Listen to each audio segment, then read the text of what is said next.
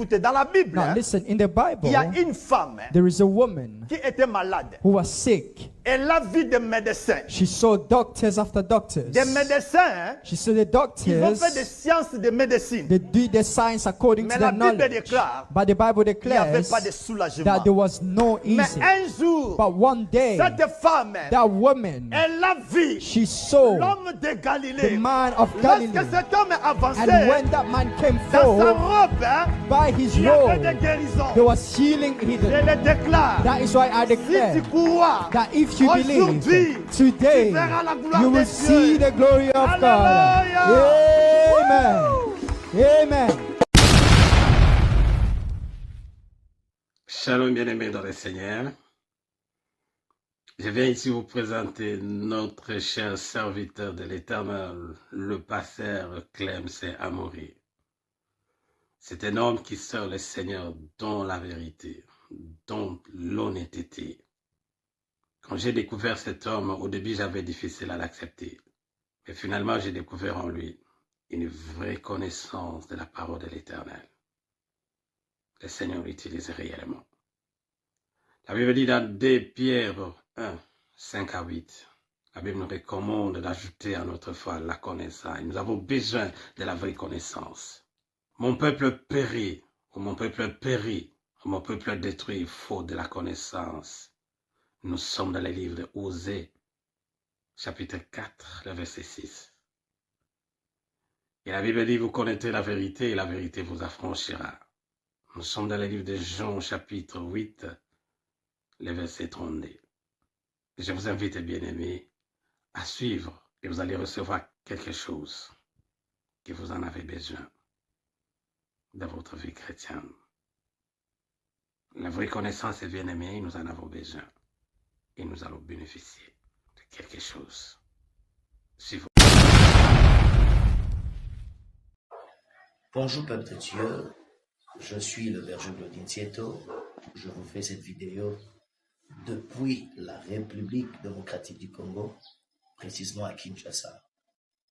À travers cette vidéo, je voudrais vous parler d'un homme de Dieu. Avant de continuer ou d'aller plus loin, je commencerai par ouvrir une parenthèse et la fermer par la suite.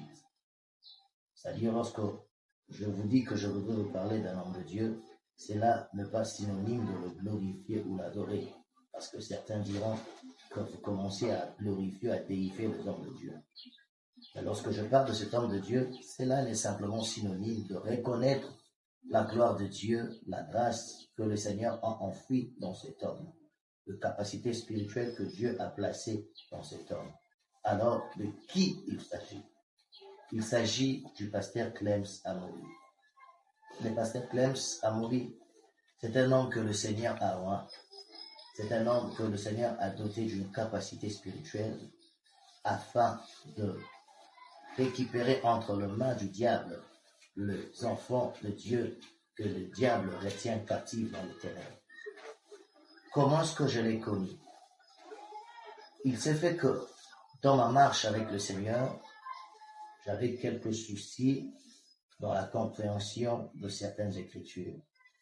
Alors, un jour, pendant que je visualisais certaines vidéos sur YouTube, je suis tombé sur la chaîne YouTube du pasteur Clemson Amaury. Et dans cette chaîne, il parlait de ces sujets qui me préoccupaient le plus. Et c'est alors que je récupérais ses coordonnées sur sa chaîne YouTube et je suis entré en contact avec lui. Et depuis ce jour, je n'ai cessé de progresser dans ma marche spirituelle. Je n'ai cessé de croître dans ma vie spirituelle avec le Seigneur à travers l'aide et l'appui du pasteur Clemson Amaury. Sur ce, je souhaiterais aussi pour toi que tu fasses comme moi, que tu côtoies cet homme de Dieu et à travers lui, le Seigneur t'aidera à grandir spirituellement. Que le Seigneur vous bénisse abondamment. eloko nyonso tu oyo toza nango besoin nzambe asi apesa biso solution. La solution c'est la parole de Dieu. La solution c'est la Bible. Eloko na kosenga no bien aimé dans le Seigneur que foi na yo ezala prête. Et parce que maloba nzambe avant esala na vie na biso, il faut akuta foi. Soki foi eza prête, tango maloba nzambe eye, eyaka kolamusa foi, po ete selon Dieu, la parole pure de Dieu, plus ta foi égale miracle. Shalom, shalom, mes bien-aimés. Balingami kati na nkolo. J'espère que vous avez bien ngolo ensemble. Kimia pe bolingo na bamabota na bino. Molingami nyonso oyo aza na posa ko continuer enseignement oyo. Oyo titre nango ezali tout pouvoir se trouve au nom de Jésus. Donc, thème et enseignement na yango on a lobby. Tout pouvoir se trouve au nom de Jésus. Orateur, ezali pasteur Nabiso, pasteur Clems Amouri. Mateya oyo, bokoyoka yango, bokomona yango na chaîne YouTube oyo ebengami na kombo ya Pasteur Clems Amouri TV officiel. Balingami kati na nkolo. Bible elobi nous connaissons en partie. Mais Bible a pu ko recommander biso il faut toyeba. Nzamba alobi faut koyeba. Po ete kozanga koyeba eza liwa. Nzamba alobi mon peuple périt parce qu'il lui manque la connaissance. Connaissance wana. Nzamba sali ngolo na muumbu na ye, musali na ye, pasteur Clems Amouri. Aya kufungulela biso ba choses cachées, ba nourriture strong, c'est-à-dire ba nourriture ya makasi pona ba bébé spirituel et pona bato bakola. Ya ba bébé spirituel pezali. Surtout mingi na monaka pasteur Clems Amouri a limbolaka liloba tellement facile que même moto ayambi yesu lelo, même moto ayamba nanu yesu te a comprendre pour eza enseignement isa, ba prédication isali, ba exhortation pe isa. Na enseignement pasteur atiaka tableau na créé azoko expliquer mot par mot. Nous connaissons en partie. Ndeko faut koyeba. Beaucoup découvrir ba merveille où ils en a kati ya Bible, beaucoup découvrir makambo ndeko soko okoti na chaîne on a joué bisayo. Pasteur Clems Amouri TV officiel okopesa nga raison. Oko découvrir makambo moko nanu oyoka te. Ba révélation cachée ya liloba. Oko découvrir yango. Epa ya mosali na nzambe, mosali na nkolo, muumbu na nkolo, man of God. Pasteur Clems Amouri. Envoyé de Dieu, docteur ya loi. Ngako tunalingaka mingi tobenga ye docteur ya loi. Parce que liloba efandi. Liloba na ba forme nango nyonso. Nzambe asali likabo wana epai na ye. Ndeko kende yo moko ko découvrir. Kende yo moko okopesa nga raison. Oza na poso oyeba ebele kende. Oza na poso oyeba Bible en profondeur kende kuna. Tika ete Nzambe apambola biso na bino. À suivre. Bonsoir les amis de Jésus, j'espère que vous allez bien. Ngape naza bien na uchobima musala sikoyo. De na ma petite vidéo pour remercier le pasteur Clems d'Angleterre pour na ba enseignement na ye, ba coaching na ye, évangélisation ya biazo sala. Vraiment depuis na bandi kolanda ye na chaîne YouTube pasteur Clems Amour TV officiel. Ba oyo nano ba découvrir yete bo taper na YouTube bo sala recherche bo koma pasteur Clems Amour TV officiel bo s'abonner massivement. Vraiment je vous conseille ceux qui bo bandi ko landaye beaucoup bénéficier na ba connaissance et belé azanango.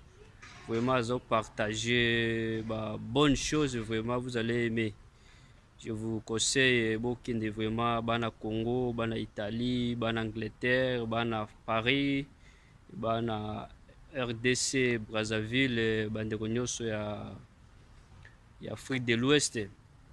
Donc bo tapez na YouTube pasteur Clems Amour TV officiel. C'était de la part de votre frère Réginald depuis Italie-Rome. Je vous souhaite un bon week-end. Ciao, ciao. Shalom, napesi biso mbote na kombo na Yesu ngai frère Fabrice vraiment nazosala video oyo mpona encourager lisusu et une fois de plus pasteur Clémence vraiment enseignement na ye ezoko bénir biso malamu ezoko bénir biso vraiment ebele et nazosala video oyo mpona koluka encourager ye et nayebi ke na connaissance oyo toza na yango azoko enseigner la saine doctrine.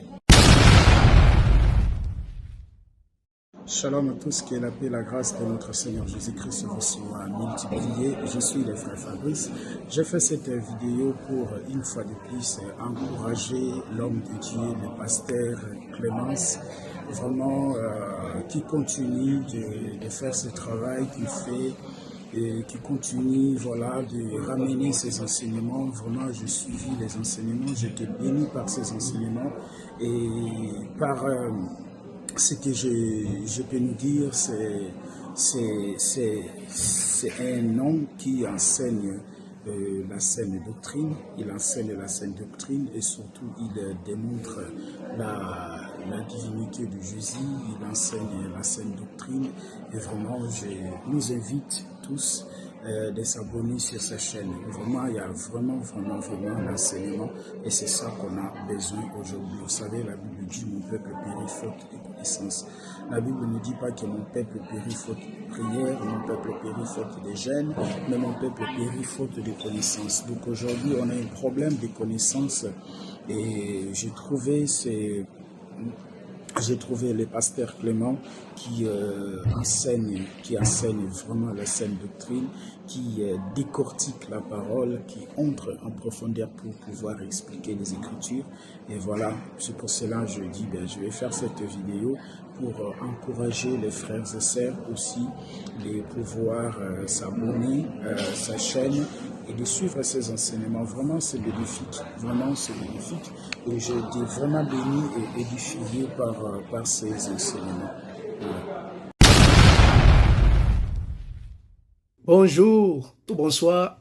Selon temps, Rolanda Bisso, Shalom, mes peuples de Dieu, Église, Corps de Christ, et partout dans le monde entier. Zanga et votre frère bien-aimé, évangéliste Didier Feti, et Église destinée à régner, établie à Londres. Toza branche, il y a Église destinée à régner au Isali, dirigée par notre pasteur, révérend Charles Batondo na Birmingham, et c'est na UK, Bisoza Awa na London. Na tout justement, liboso na bino, ko rendre témoignage, il y a un ami, un frère, un compagnon d'œuvre, le pasteur Clems Amouri aza moko ya pasteur toto avena bango na kati ya ministère destiné à régner depuis que na yeba ye. En tout cas, cet homme dans le ministère na ye, il m'a beaucoup influencé par rapport à profondeur, par rapport à la connaissance zanango ya Jésus-Christ, parce que les proches ont présenté Jésus-Christ 100% au centre de Salina Bisso. Et ce qui est bien, il y a vraiment azam mutumo la connaissance, la profondeur, en tout cas ko memamwa muzindu mingi na kati ya connaissance ya vérité ya mbabiso, parce que comme mina Timothée que eza malamu batu babika eza suya nzambe mais babika pamba te kasi ba parvenir na connaissance la vérité. Alors ce que lingi au parvenir na connaissance la vérité, ce que vous avez vraiment sauvé nazo encourager au kolanda par ces Clems Amouri na nzela YouTube na réseaux sociaux na moyen nyonso azoko tia ba link ya ba message na ye. Si vous êtes abonné, abonnez-vous et puis partagez et que vous makasi, vous n'allez jamais déçu. Bien aimé, et ça facilité surtout entre nous les hommes de Dieu que nous reconnaissons grâce à Batum Soussou. Mais biso n'existe rien et surtout na exemple il y a apôtre Paul puis na apôtre église primitive Pierre na Jacques. Tant ba reconnaître qui grâce au nzamba tia iboso ya Paul, après ça qui aimait l'association pour que ministère Paul qui na liboso. C'est ce que nous voulons faire maintenant là, parce que nous reconnaissons la grâce. Il y a Nzambe, le mystère à passer Clems Amouri. Il y a un Tolinko encouragé par tout le monde, qui en tout cas, vous ne serez jamais déçus. Abonnez-vous et puis, vous partagez la prédication naïe, Oyo, Azokotia, dans les réseaux sociaux. Voilà, c'était pour nous encourager. Et puis, bénir Bino, Kwasire Bino, qui est Boza. La bonne adresse dans notre bien-aimé pasteur Clems Amouri. À chaque fois, à Yakan House dans Londres, pour partager la bicho, en tout cas, nous sommes toujours bénis. Et nous avons encouragé au bien-aimé. Vraiment, abonne-toi et puis partagez prédication sur la Nanzela. Il y a pasteur Clems Amouri. Tika Zapa Molabino. Bye bye, à la prochaine. Or, écriture au Bopé Sabiso, c'est dans l'ancienne alliance. Wana, diable azaki non la force, et puis Ekulu Suna ne salamate, et puis vieil homme azaki na nous détruite. Mais toi, tu es une nouvelle créature. Et quand papa et koko tananzoto na ote, ozana ADN ya Nzambe qui est ton père. Bible dit à tous ceux qui l'ont reçu, à tous ceux qui croient à son nom, Dieu les a donné l'accès de devenir enfants. Non pas selon volonté à papa nayo, non pas de la chair, non pas de l'homme, mais lié, hôtel, condamnation, oui. Mais tu es né selon la volonté de Dieu. Alléluia. Alors Dieu est esprit. Quand abotio na molimo, alors dans ton esprit, tu as la divinité, la présence de Dieu en toi, dans ton esprit, il n'y a aucune malédiction dans ton esprit. Pourquoi? Oza mwana nzambe. Soko zana ba lien, et l'ingolo bape, papa nous nzamba zana ba lien. Alors Dieu ne peut pas avoir des liens bien-aimés. Ozana ADN ya nzambe. Longola bakambo babete la kabino wana. Shalom, shalom, shalom, très chers chrétiens, très bien-aimés dans le Seigneur, lingami katinankolo, vraiment matéa oyo, enseignement oyo kitoko makasi. Titre nango ezali papa baliaki mbuma, banamino ekomi ngai. Wana eza deuxième partie, on a vu extrait pour nakocha awa. Et ça, enseignement oyo ezali na chaîne ya pasteur na biso docteur ya loi pasteur Clems Amouri. Ndeko kende koyoka enseignement o mobimba nango na chaîne wana. Et puis kobosa na te soko sisi o s'abonner parce que ba merveille eza. Donc ba merveille eza. Donc pasteur na biso ayelaka biso kaka makambo ya kitoko, makambo ya vraiment oyo ekokolisa biso, ezokolisa biso na molimo. Soki oyambi Yesu, il faut kola. Kotikala kaka na ba nourriture oyo ya ba bébé te. Il faut obanda kolia okola na molimo. Ndenge nzoto ekolaka molimo mpe esengaka ekola. L'homme intérieur il faut azala costaud. Alors l'homme intérieur mpona azala costaud, il faut azala nourri na parole. Bandeko toposana te ke diable ayebi liloba. Diable akimaka bato bayebi liloba. Diable abanga prière te. Jésus-Christ akotaki prière 40 jours. Jeûne prière à 40 jours. Mais diable ayaki. Ayeko se présenter wana. Akimaki nini? Ayoki ke amoni que Jésus-Christ pe aza kalé na liloba. Pour diable ayebi écriture. Akobalola yango. Akoyela lobi il est écrit. Yo il faut à la miner. Il faut à la parole. Pour nous répondre, il est aussi écrit. Ndeko. Kende. Beta na YouTube. Pasteur Clems Amouri. Opesanga raison. Opesanga raison. Okozonga okoya kosenga nga merci. Mama Hermanita Ilotimbelo. Merci. Tosali bongo. Botikali na kimia na kolo Yesu. Tika ete nzambe apambola biso na bino. Aumela kati na biso. On est ensemble. Mais na beti société. Bokende. Na YouTube. Bobeti. Pasteur Clems Amouri. Bokopesa nga raison. Biso tozo profiter, tozo kola. Tozo kola na molimo. Toza beni na papa na biso. Nzamba tindeli biso. Nga nazo bénir mokolo oyo. Na yebaka ye. Je bénis ce jour. Au nom puissant de Jésus-Christ de Nazareth. Amen. Amen. Amen. Bonjour, bonsoir à vous. Ça dépend de l'heure que vous allez entendre, regarder cette vidéo. Donc, tout d'abord, je suis le frère du Père Elvin, je suis haïtien. Actuellement, je suis en Haïti. Je suis théologien. Je suis étudiant en 3e année aux facultés de théologie évangélique de l'Artibonite ITA. Donc, et je viens avec cette vidéo aujourd'hui, c'est pour témoigner quelque chose. C'est pour témoigner une rencontre que j'ai eue dans ma vie. Ça fait quelques mois que j'ai rencontré avec un homme de Dieu et j'ai trouvé le numéro de l'homme de Dieu. J'ai beaucoup appris de l'homme de Dieu.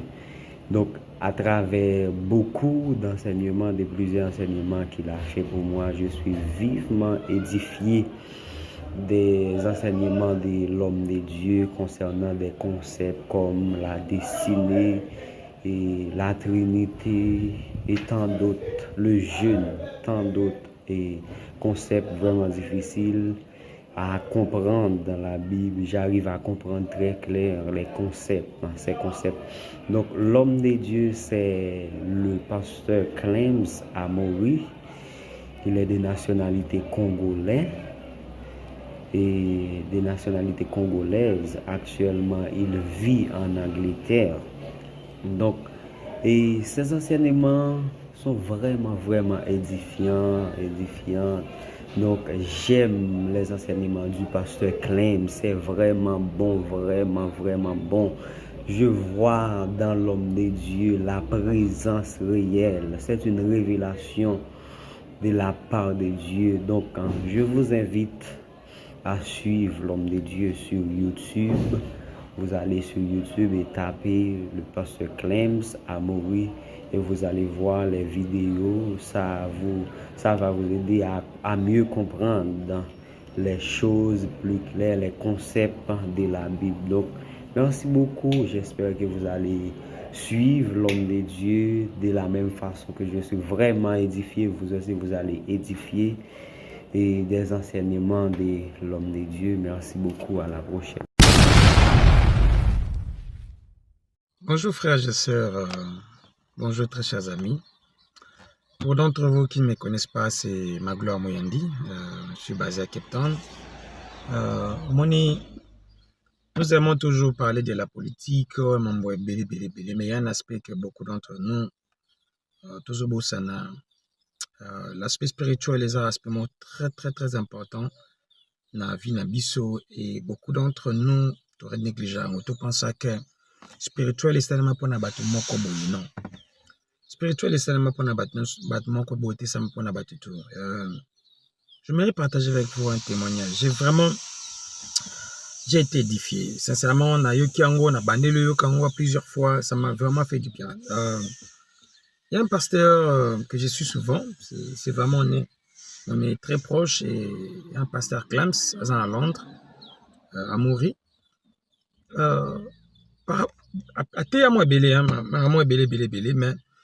il y a quelque chose qui m'a vraiment touché. Et cette chose-là, erreur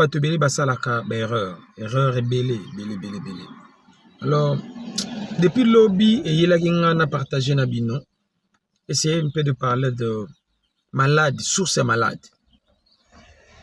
Je vous demanderai, bato baza abonné, bato baza ninte, bato balandarangai, bokendo landaye na YouTube, Pasteur Clems Amori, beaucoup landa. Maté Moko, sincèrement, je vous dis, ma message Moko est très profond et c'est édifiant.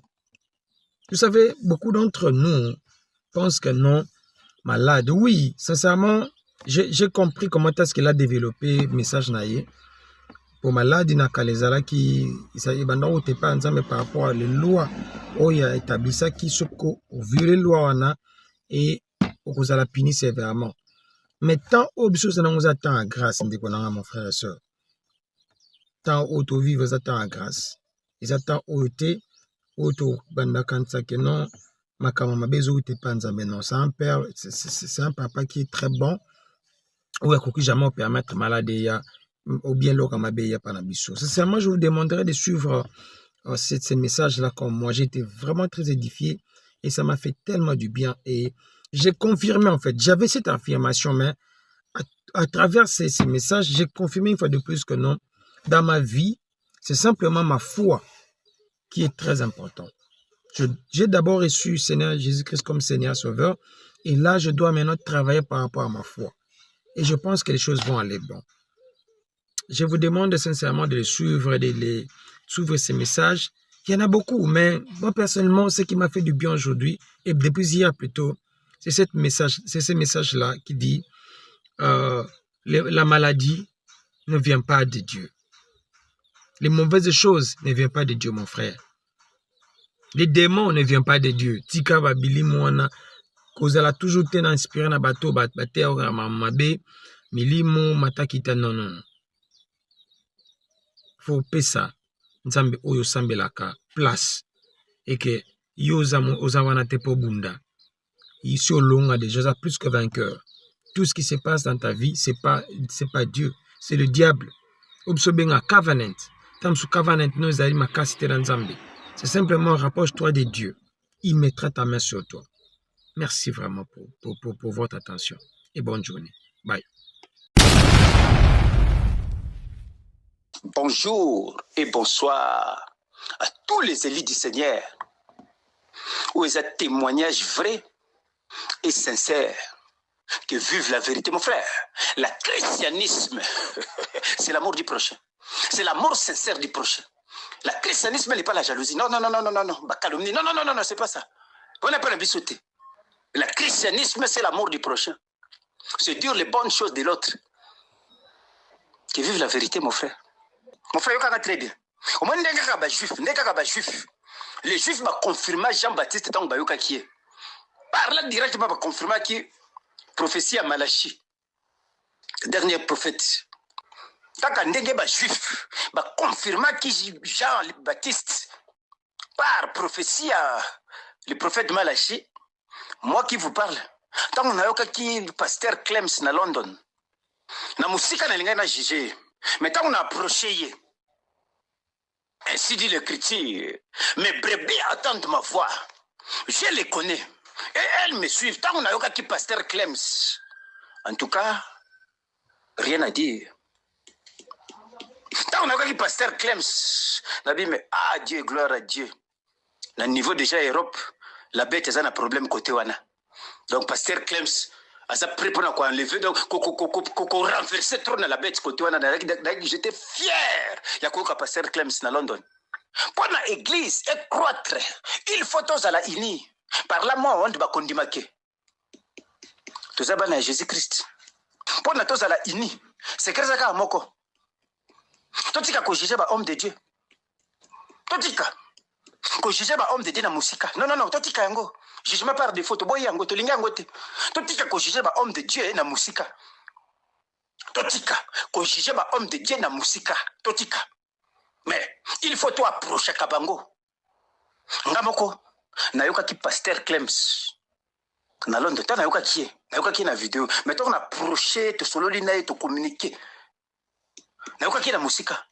Mais tant on approche qui est nazala qui convaincu que kaza vrai fils de Jésus et devant la bête a kolonga été tout ça a besoin de chrétien motindo yo OK non ata la bête va verser ndenge a troublé ko simbate tout ça a besoin ba chrétien solide ba homme de Dieu solide ba fils ya royaume tout ça a besoin de bango tout ça a besoin de bango tant on ngamo ko approcher qui pasteur Clems on a yo qui pasteur tant on a yo qui est la CPL n'a bien donc côté qu'on a déjà souci nanga ngwana donc na monde tout ça na battu ko ba pasteur Clems partout na ba monde tout ça là la bête a koleka souté a koleka té tant on approche qui est na cela qui convaincu que as un vrai fils de Jésus et devant y la bête a kolonga été a kolonga té tant on a qui pasteur Clems 100% fils de Jésus tant on a qui 100% confirmé fils de Jésus-Christ 100%.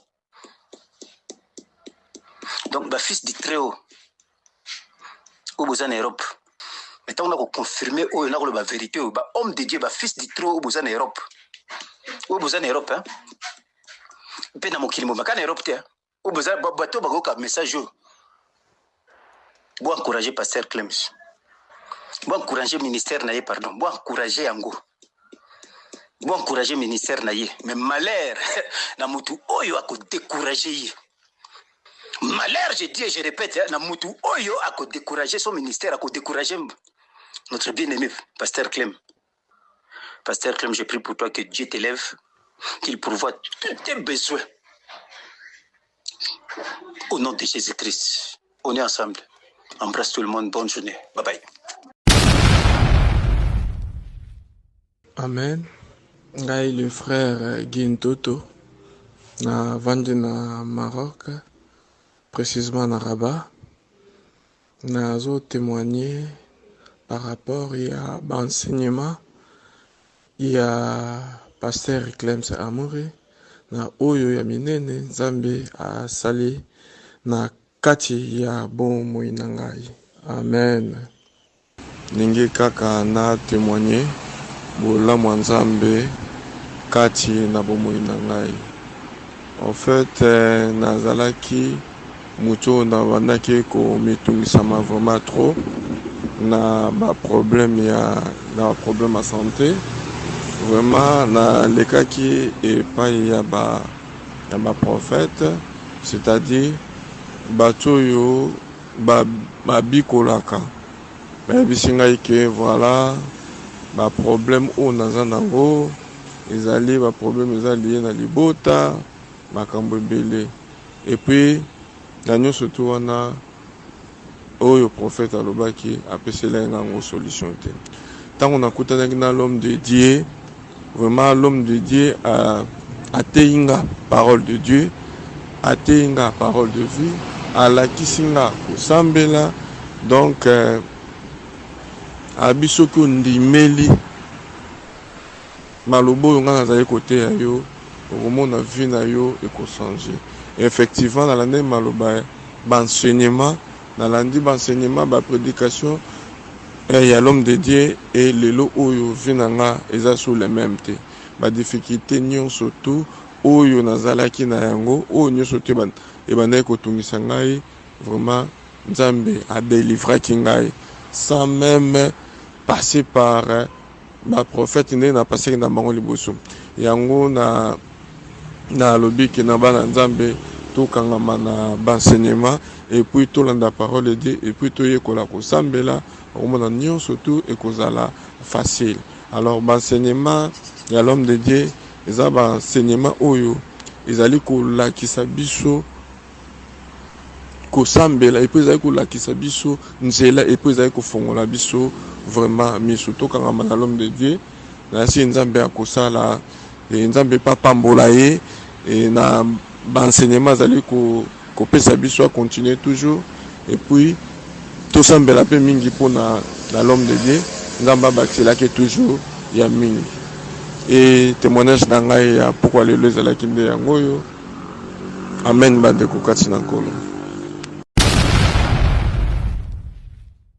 Ngai kombo na ngai frère Jean nazali kaka na conseil mona na pesa ko encouragement en fait ko encourager biso à propos ya bonne nouvelle. Bonne nouvelle, elle est très très importante pour la biso parce que bonne nouvelle, elle est qu'on parler sur Jésus-Christ. Rien que sur Jésus-Christ. Donc Jésus n'est pas dans centre, il y a bonne nouvelle. Donc dans le cas qu'on encourager biso que tout l'anda bonne nouvelle, dans le cas pasteur na biso, pasteur Clems Amoury, il y a des côtés à biso bonne nouvelle, il y a des côtés sunga biso, il y a des côtés kolisa biso, il y a des côtés kolisa biso na connaissance. Parce que les ko babokoye ba solo pe solo ko kangola bino de la bonne nouvelle de ko délivrer biso on est ko encourager biso nyonso tout landa pasteur Clems Amoury na YouTube de to ko zala vraiment encourager pe to la fortifier par rapport à bonne nouvelle. Donc na souhaiter biso kaka to connaître ko to s'abonner to liker to tia ba commentaire parce que y a des ko parler biso sur la bonne nouvelle.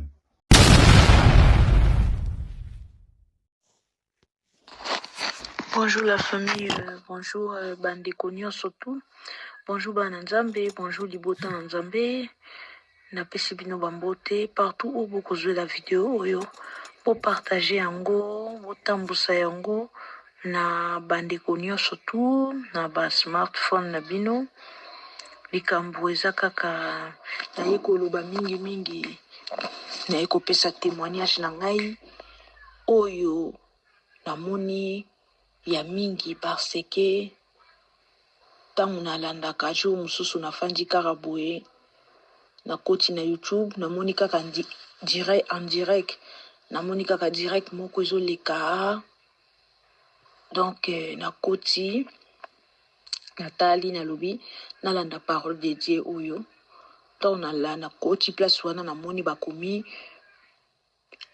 pasteur Clems Amoury na koti na lobi na kota na moni balobi vraiment pasteur na bon loko eza makambo Nzambe balekisa yango boye te parce que naza chrétien malgré ba erreur na biso malgré ba faute malgré quoi mais je sais que Dieu existe na koti na landango. J'avais aussi un enfant, il était malade à ce moment-là. Moi na ngai azalaki moi malade nzoto ezalaki oningana nzoto ezalaki osala bien te. Mon fils dernier na koti na bandi olanda mateya wana na bon abandi pasteur azoloba azoteya sur pa koyeba porter Seigneur tout le temps kosololaka na Seigneur est important après na suka azoteya donc parole moko édifiaki ngai et touchaki nga vraiment akombasaki koloba comme s'il parlait de ma vie comme si ayebi ngai, comme si to kutana, comme si to monana, comme si to zana ba numéro de téléphone, comme si to benganaka. Donc na yebi ete, na koti kaka dans le vide na bandi ko yoka prédication. À la fin, tant azo loba basuki mtu ezo telemanga, je me suis dit oh, mais pasteur ozo loba makambo ezo se passer pananga. Oh Seigneur, otini ngai na kota na YouTube na kota na kuta na makambo histoire na ngai boye nini.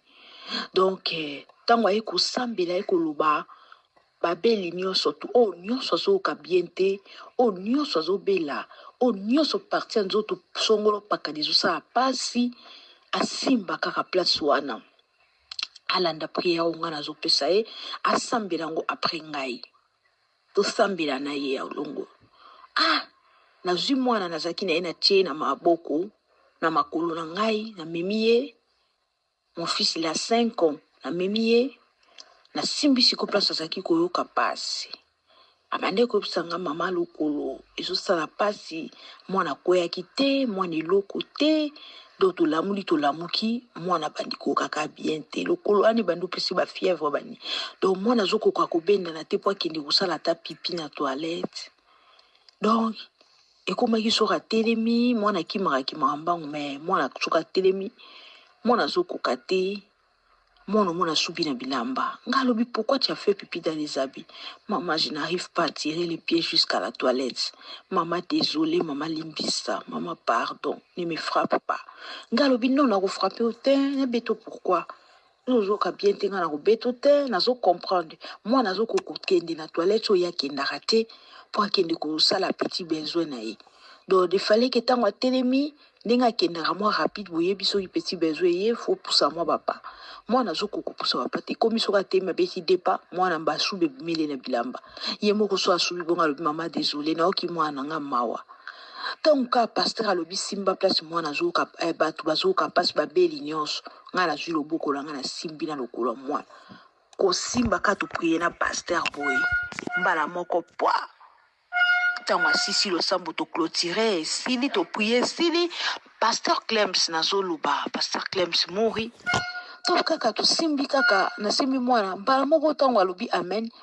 na sisi live tina suka live esili après directement mwana azui pongi tango azui pongi alali mwana bane kolala vraiment te mwana alali tango alali quelque temps boye ba 1h30 comme ça mwana lamuki ngaku nazobanga ka soka alali nazoki etalaka ye nazoki esimbaka ye kaka parce que bande koka bien te même kolia ekoma epasse tant na moni alamuki ami maman donne moi manger je vais manger ngalobi oh elekeli ngai natali moyena loba nasala ba résistance à miso na ezaki mais elekeli nga nakimi mba na kela zubi loko la chauffer la PC maman je vais l'eau abandi komela mai asiti kolia na alien nyonso biloko la pesaki oh elekeli ngai même dekona zoloba oh allié nyonso na pesi kisite na pesi lokote après moi moni dekona azosakana ye patelemi akei na makolo oyo bande ko kotambola te ake kuna bandi kosakana na moni kotambola ngo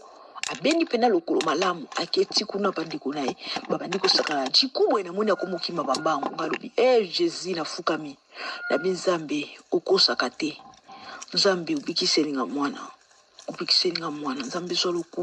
nzambe zo lokumu mwana yeyo tozana ye témoignage na baki na kolekisa ngo boye te il faut na pesa bandeko nyonso pesa bino courage bokota bo partager vidéo oyo na bandeko nyonso tu boya kosambela na pasteur Clems Mori alobaka makambo solo asalaka makambo oyo nzambe azoloba asalaka makambo Seigneur atindela ye mokili azo servir Seigneur na bosolo yaya bo s'abonner bo partager bo landaka ye soki bo moni azana ba air na ye ya ba prière azana ba air na ye ya ba live yaya bo kota lo sambo le kinyonso lo sambo futaka lo sambo paye la prière paye prière et futaka prière fait futaka yaya bo sambela bo partager ngandi ko na bino mwasi na se présenter vraiment kombo na ngai mama Aisha kombo na ngai na se présenter mwana oyo ya ngai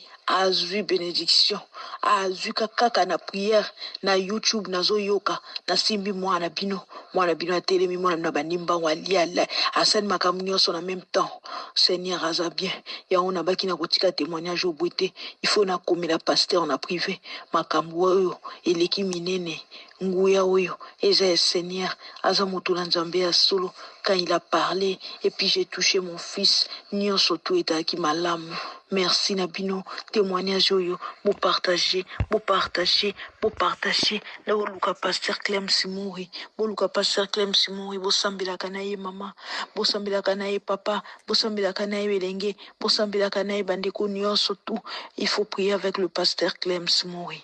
Awa makambu na moni miracle. Ah, na kotika ngo boite balobaka so moni makamba malamu, il faut témoigner. Yango na sali témoignage na ngai. Merci na bino de partout bolandi ngai, bo partager vidéo oyo. Bisous. Shalom, shalom, peuple de Dieu. Naye liboso na bino pona kosala moi témoignage mukie. Bandeko na ngai témoignage nazo sala pona pasteur Clémence. Nayebi te soki bolandaka ye. Soki bolandaka te bosalaka erreur makasi. Bandeko na sengi bino bolanda pasteur Clémence po azozongisa biso na makomi. Azozongisa biso na makomi bandeko na ngai. Tolongwa na distraction. Tolongwa na kotonga na koina. Tolongwa na makambo bisika bato bazoswa na biso wana totondi. Mokile komi mabe. Ngana landa pasteur Clémence. Nazwa ya mingi bandeko na ngai. Yango na nalingi na kabola na bino bandeko. Bino ona bolanda ete bo s'abonner na page na ye, bozwa kamateya na ye boyoka. Ekosunga biso ndenge sungi ngai bandeko na ngai. Na bondeli bino na kombo ya Yesu Masia, na sengi bino bolanda nanu pasteur oyo. Bo découvrir ye aza nani?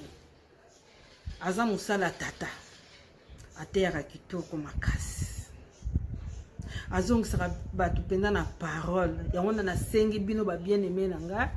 Bana papa bolanda ye. Bokozala jamais dessus. Merci. Oazana mato ya koyoka ayoka. Hello everyone, my name is Aziz. I live in England. I know Clem Pastor very good. He's very well good friend of mine for a couple of years now. And he knows the Bible, and he knows he knows everything. If I ask him, he gives me all the answers. I'm a Muslim, and he's Christian, but he's very good, and so you must follow him. He's very intelligent, and he's very good friend of mine, so you must follow him. Thank you, everyone. Bien-aimé Nakanisi Tolandi, je crois bien que nous avons reçu quelque chose de la part de l'Éternel. N'hésitez pas, bien-aimé, à contacter cet homme dans les numéros suivants et vous ne serez pas déçus. Posez la question, demandez, afin que vous ayez l'éclaircissement, car nous avons besoin de la vraie connaissance, afin que nous puissions expérimenter la parole de l'Éternel. À très bientôt, bien-aimés, que le Seigneur vous bénisse.